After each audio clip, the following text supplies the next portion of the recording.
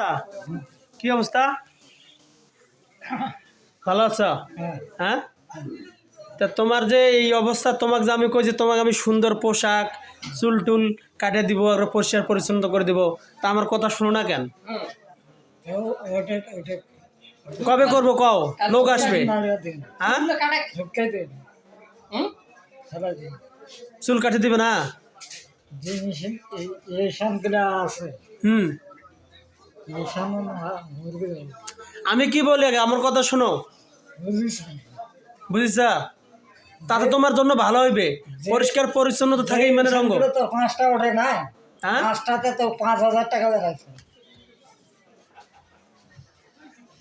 কি বুঝলেন আর কথা ক্ষণ দেখি? হ্যাঁ,